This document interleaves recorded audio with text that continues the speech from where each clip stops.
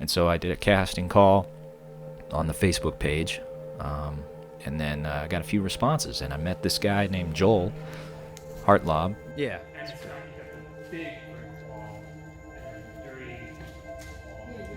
Got a lot of This might be the best room to do. a lot of variety.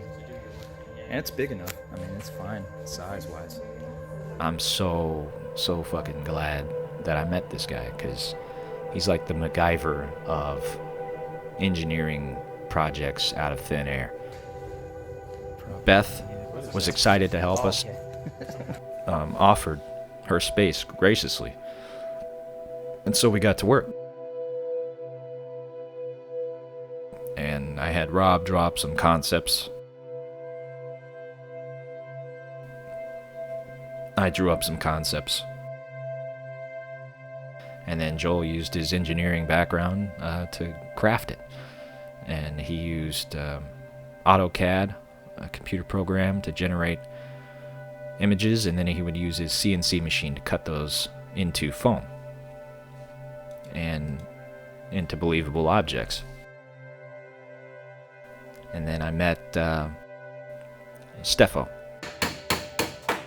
Oh, that fucker's in there. And he was a blast to work with.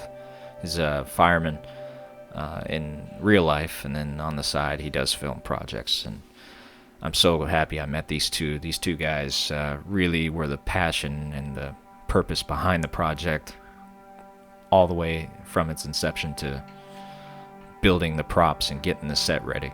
And then there's Alicia helping me with the first furnace design, and it was a piece of cardboard, piece of crap. And I knew it, but you know, I tried my best. And luckily, Joel didn't stand for that. He brought in a lot of his electronics from his basement to support the film. We built a shelf. It was going to be the computer console. And he did his wiring magic, designed the faceplate for the foam board, and had a CNC machine cut it all out. And it was amazing, man.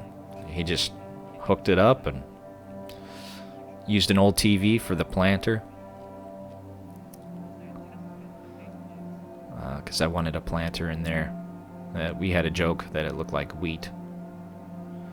Luckily it wasn't pot plants, or maybe it should have been, I don't know. Then he would take us to these thrift stores, and then we would buy things that we thought would look cool, and he found these chairs, and we used that car lift actually right there. It was a hydraulic lift, and we used that as the chairs basically. And then his wife, Kirsten, painted everything. And he added lights and old tube radio parts. I mean, everything came from his basement or the side of the road. I mean, this guy is amazing at putting junk together into something meaningful. And so this was the furnace replacement right here. You know, it replaced my cardboard piece of shit that actually took me all day to make. And then he replaced it with this, and it looked way, way better. So we spent the day painting everything, painting the foam boards, and putting LEDs in there. And so we were trying to make it look like a geothermal bunker, and this was the thermal piece. This was the piece that would heat up the bunker. And so I wanted it to kind of look like fire. But eventually it came together really good. Like at first it just looks like a bunch of junk on the ground, but then you start to piece it together and it's magical, man. We had worked extremely hard and completed the set within, I think, 2 weeks. And then all that was left after that was to start filming.